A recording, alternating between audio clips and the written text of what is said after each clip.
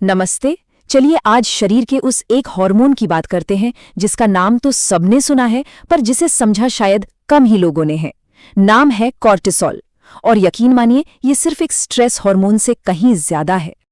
अगर ये बातें कुछ जानी पहचानी लग रही हैं तो हो सकता है कि इसके पीछे एक छिपा हुआ कारण हो, और आज हम उसी की परतें खोलने वाले हैं।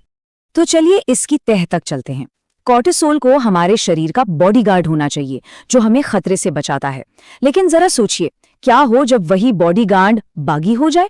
जब ये लगातार हाई रहता है ना, तो यही रक्षक हमारा सबसे बड़ा दुश्मन बन जाता है। और सच कहूं तो यही इस पूरी कहानी का सबसे बड़ा ट्विस्ट है।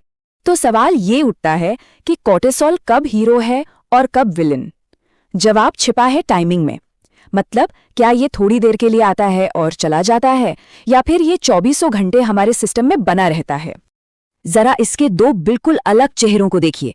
एक तरफ ये किसी सुपर हीरो से कम नहीं, सुबह सुबह हमें जगाता है, किसी भी चैलेंज के लिए फौरन एनर्जी देता है और शरीर में छोटे मोटी सूजन से लड़ता है। ये है हमारी फाइट और फ्लाइट पावर। लेकिन सिक्के का दूसरा पहलू भी है। जब ये स्विच हमेशा ऑन रह जाए तो यही हार्मोन पेट की जिद्दी चर्बी जमा करता है, चिंता और चिड़चिड़ापन बढ़ाता है और हमारे इम्यून सिस्टम को बुरी तरह कमजोर कर देता है। तो आखिर ये काम कैसे करता है? दरअसल हमारे शरीर में 9 कॉर्टिसोल की एक अपनी कुदरती लय होती है, एक रिदम। और ये रिदम हमारी एनर्जी और हमारी नींद के लिए सब कुछ है। एक हेल्दी रिदम कुछ ऐसी दिखती है। सुबह करीब 8 बजे ये अपने पीक पर होता है। यही वो किक है जो हमें बिस्तर से उठाती है। फिर जैसे जैसे दिन ढलता जाता है ये धीरे धीरे कम होता जाता है और रात होते होते ये बिल्कुल निचले लेवल पर आ जाता है। क्यों? ताकि शरीर को आराम करने और गहरी नींद लेने का सिग्नल मिल सके। है ना एकदम परफेक्ट साइकिल?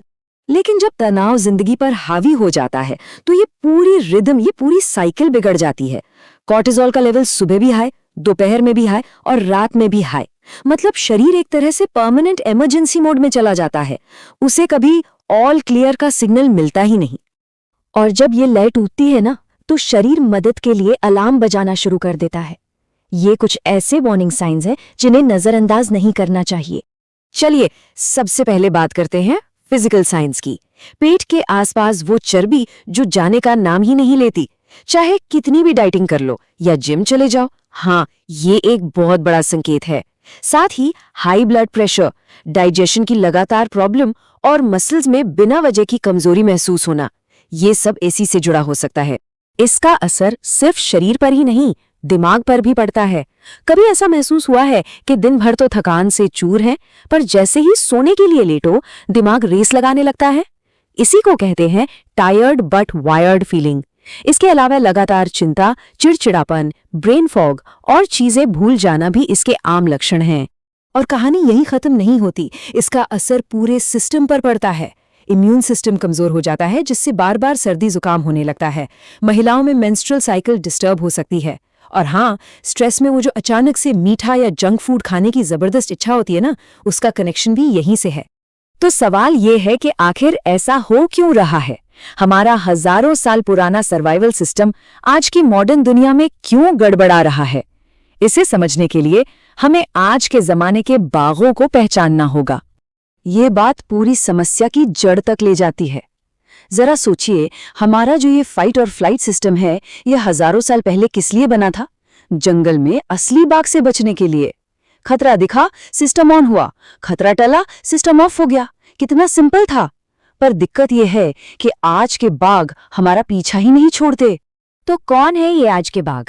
ऑफिस की डेडलाइंस, ट्रैफिक में घंटों फंसे रहना, सोशल मीडिया पर दूसरों की परफेक्ट जिंदगी देखकर खुद को कम समझना, नींद पूरी न होना, ये सब हमारे शरीर के लिए ना, ये सब एक असली बाघ के हमले जैसा ही है। वो बेचारा फर्क नहीं कर पाता और कॉर्टिसोल का नल बस खुला ही रखता है। तो ठीक है, अब तक हमने प्रॉब्लम को तो अच्छे से समझ लिया है, पर यहाँ एक अच्छी खबर भी है, और वो ये कि इस बिगड़े हुए बैलेंस को ठीक किया जा सकता है। हम अपने हार्मोनल हार्मनी, अपनी लय वापस पा सकते हैं। और इसके लिए ये 4 कदम बहुत असरदार साबित हो सकते हैं।